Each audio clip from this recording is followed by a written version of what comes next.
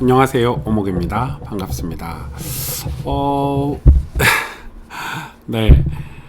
오늘은 제가 이 책을 한 권 소개하려고 이 방송을 켰는데요. 제가 SNS에는 이 책에 관해서 내용은 쓰진 않았지만, 이제 이 책 소개를 하긴 했습니다. 책 소개를 하긴 했고, 이 책은 레디컬의 저자, 또 복음이 울다의 저자죠. 데이비드 플랫 목사님의 이 카운터 컬처라는 책입니다. 근데 제가 이제 뭐 복음이 울다도 읽었고, 뭐 레디컬도 읽었고, 뭐 이런 이 데이비드 플랫 목사님의 책을 거의 다 이제 다 읽었는데, 정말 좋은 책들이 많아요. 뭐 팔로미도 책이 참 좋고요. 아주 좋은 책들이 많은데, 제가 이분 설교도 굉장히 좋아하고요. 이 설교도 좋아하고, 이분의 그런 중심들이 너무 좋고, 미국에서 이런 목사님들이 있다는 게 저는 정말 신기하고,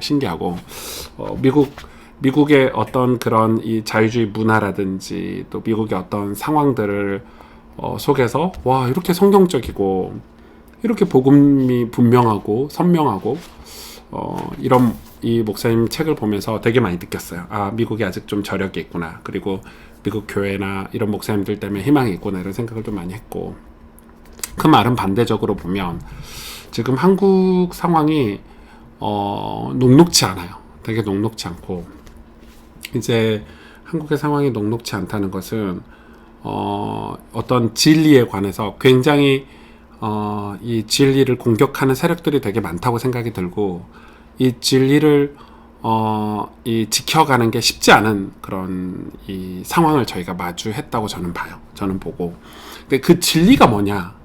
이제 교회들도 이 진리가 뭐냐 했을 때, 이 교회들이 그동안에 쌓아왔던 어떤 관습이나 전통을 진리로 오해를 많이 하더라고요. 그건 진리가 아니죠. 그거는 전통이고 관습이지, 그거는 우리가 해왔던 습관이지, 그건 진리가 아닌데, 왜 우리가 지금 혼란스럽냐면은, 교회들이 또 성도님들이 혼란스럽냐면, 우리가 해왔던 어떤 이 살아왔던 삶의 어떤 형태들, 어떤 문화들을 진리라고 생각하니까.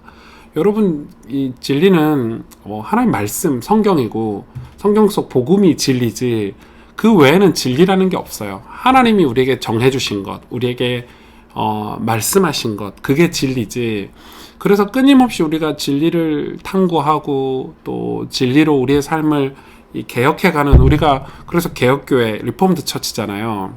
종교개혁이 그것 때문에 일어났고, 그래서 저는 이제 진리에 대해서 우리가 되게 헷갈릴 때가 있는 거예요. 뭐가 헷갈리냐면, 우리가 살아가는 시대, 그리고 시대의 어떤 상황들, 환경들, 우리의 어떤 우리의 처한 우리 모든 것들. 그래서 사실 그 모든 것들이 사실은 문화잖아요. 인간이 살아가는 모든 삶의 어떤 형태들이 다 문화인데, 우리가 그 문화 속에 살다 보니까 그 문화가 맞다고 하는 거를 맞다고 하고, 그 문화가 틀리다고 하는 걸 틀리다고 하는 어떤 그 속에서 우리가 살다 보니까, 이 진리가 이게 진리인가? 이게 아닌가? 뭐 이런 헷갈리는 게 좀 있는 것 같아요. 그래서 사실 저도 목사인데, 예를 들어서 이런 게 있어요. 예를 들어서 제 주변의 선배들이나 제 주변의 목회자들이 다 하고 있잖아요. 그럼 나도 이걸 다 하는, 이 다수가 하는 이거를 나도 해야 되는 것 같고, 근데 이게 진리인지 아닌지 헷갈릴 때가 있고, 신앙생활도 그런 거 있잖아요. 야, 이 정도는 괜찮아. 아니야, 이 정도는 꼭 해야 돼. 이런 거 있죠. 그러면 그걸 이제 우리가 성경으로 돌아가서 성경에서 그걸 확인하려고 하는데, 성경은 이거 옛날 책이고, 지금 시대와 맞지 않아. 뭐 이렇게 얘기도 하기도 하고. 그럼 그런가? 이런 되게 헷갈리는 지점들이 되게 많은 것 같아요. 그리고 이 신앙생활하는 우리 성도님들에게도 목사로서 그거는 죄예요. 그건 죄가 아니에요. 그건 하나님이 기뻐하시는 일이고 아니에요. 이렇게 말을 해줘야 되는데, 이런 문화라든지 환경 상황이 그렇게 말해주기가 되게 어려운 그런 것들도 있어요. 또 이제 목사 입장에서는 교회 어떤 이 성도들의 어떤 세력들, 이런 거 있죠. 솔직히 말하면 저 성도가 내가 이런 말하면 교회를 떠나면 어떡해. 사실 그게 싹군 목사고 잘못된 목사라고 저는 생각을 해요. 그러나 어떤 한편으로는 이런 거 그 정도는 할 수 있겠다 치지만, 예를 들어서 너무 가난해, 너무 처한 현실이 어떤 딱해. 그런데 거기다 대놓고 당신 하나님 앞에 신앙생활 제대로 안 해서 그래요 라고, 분명히 그런 상황인데 말해주기가 어려울 때가 되게 있죠. 그런 것처럼 어떤 문화적인, 어떤 환경적인 이런 요소들, 그래서 저는 이 복음과 문화가 충돌할 때가 있잖아요. 이렇게 충돌할 때 이거에 관해서 사실 되게 고민이 많았던 사람인데, 그래서 사실 저는 그런 쪽에 글을 매주 가스펠 편지로 쓰고 있고, 실제 제가 말씀과 제 삶과 부딪히는 것들을 늘 이 글로 써서 SNS에 올리기도 하고 인스타에 올리기도 하고 하는데, 이 목사님의 모든 책들이 복음을 강조하고 또 우리가 하나님 앞에서 어떻게 바르게 살아야 될지를 강조하지만, 그런 책들을 읽다가 이 책을 딱 읽으니까 이 책은 확실한 주제가 있는 책이거든요. 문화에 관한 거, 복음과 문화가 충돌하는 거. 그래서 복음은 반문화적이다 라고 주장하시는 건데, 그거에 대한 책 내용이 너무너무 좋아요. 제가 이 프롤로그부터 시작해서 파트 1, 파트 2, 파트 3까지 세 파트로 나눠져 있고, 첫 번째 파트가 복음과 문화, 사상 최대 충돌 앞에서, 이런 제목. 그리고 이제 이 복음과 문화, 그래서 사회 흐름이 그런데 어쩔 수 없잖아.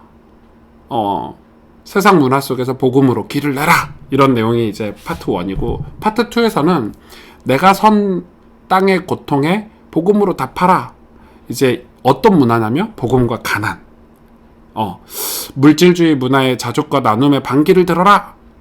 조금만 더 벌고 조금만 더 소유하고 싶은 마음인데 거기 그렇게 살지 말고 자족과 나눔의 반기를 들어라. 세 번째는 복음과 낙태. 이게 모두에게 최선이야 라고 생각하고 낙태를 막 하는데, 어떤 경우에라도 생명을 살아야 된다. 그리고 복음과 고아와 가부. 내 문제만으로도 버겁다. 근데 이분의 답은 크리스천 당신이 그들의 가족이다. 왜 이렇게. 복음과 성착취. 마음 아프지만 한 사람이 바꿀 수 없는 사회적 병폐야. 아니죠. 성의 노예로 전락한 소녀들을 위해 올라.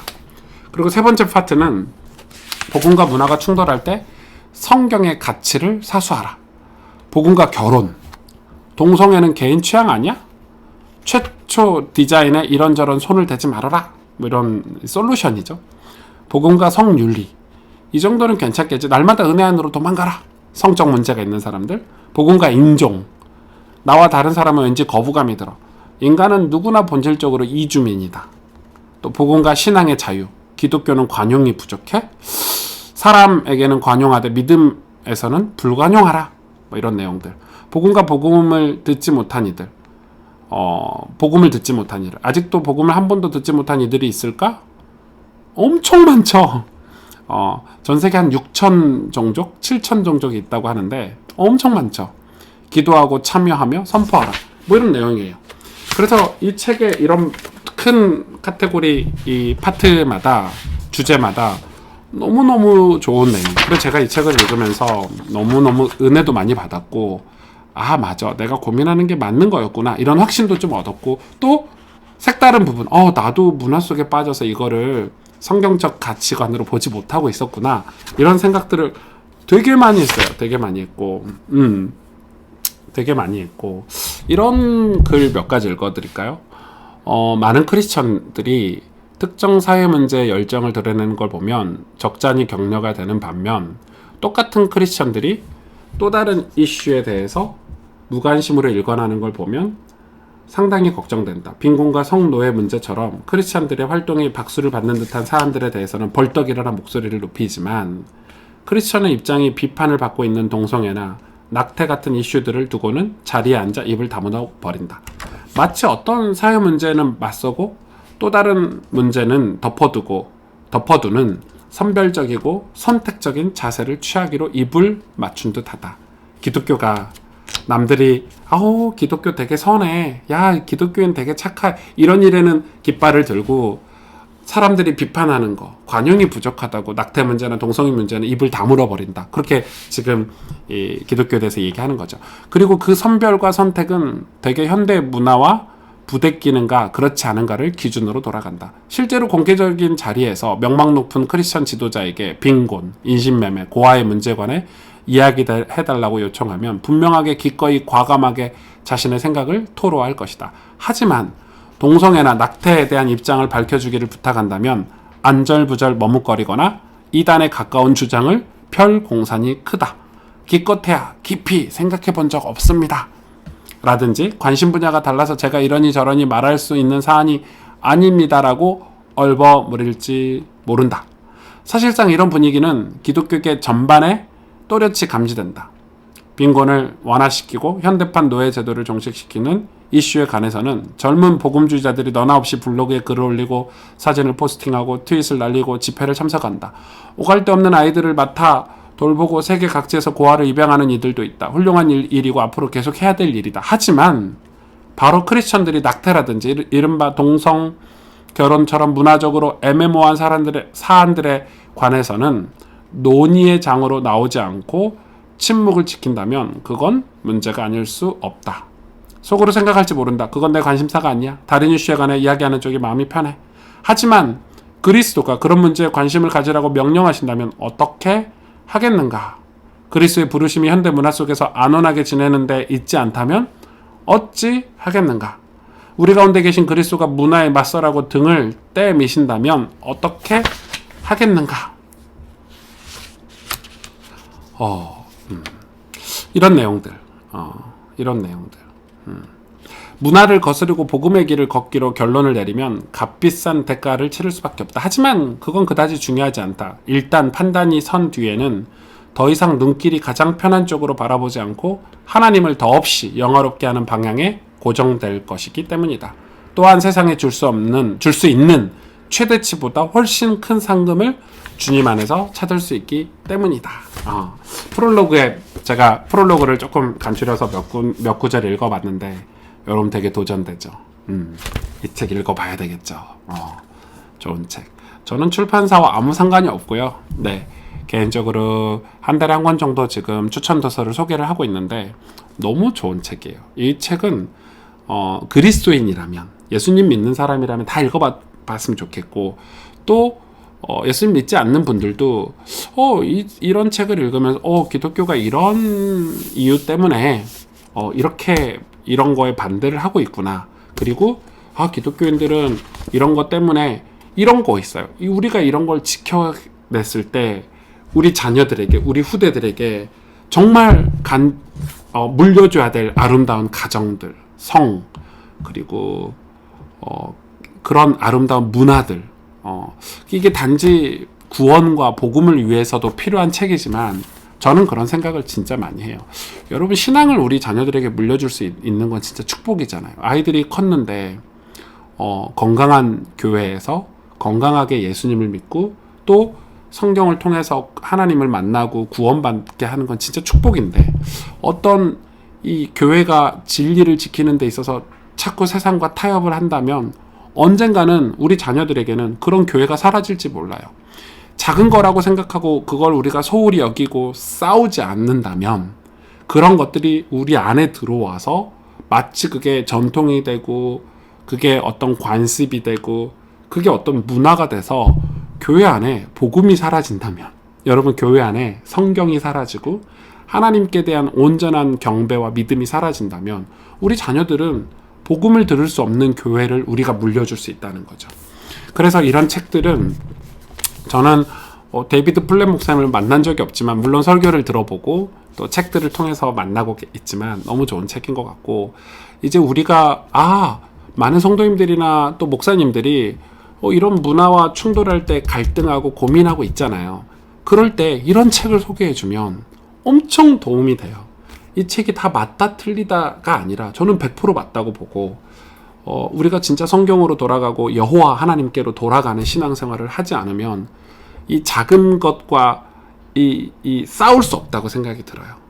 작은 것과 싸워야 되고 문화와 맞서야 되고 그래서 우리가 복음이라는 걸 지켜서 우리 자녀들에게 물려줘야 되는데, 예수 그리스도의 십자가의 복음, 어린 양, 그 보혈의 은혜를 우리 자녀들에게 물려줘야 된다면 우리가 이런 내용들을 쉽게 간과하지 않았으면 좋겠어요. 그래서 신앙생활을 하시는 분이라면, 크리스찬이라면, 그리고 많은 목회자들이 성도들에게, 우리 자녀들에게, 크리스찬들에게 이 책을 읽혀주셨으면 너무 좋을 것 같아요.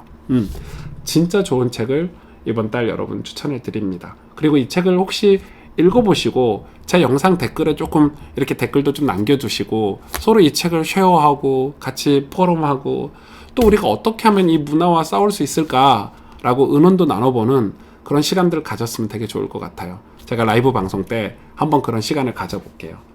정말 좋은 책입니다. 정말 너무너무 좋은 책입니다. 이 책을 읽고 나면 결코 이 책을 읽기 전과 동일하게 살 수 없을 것이다.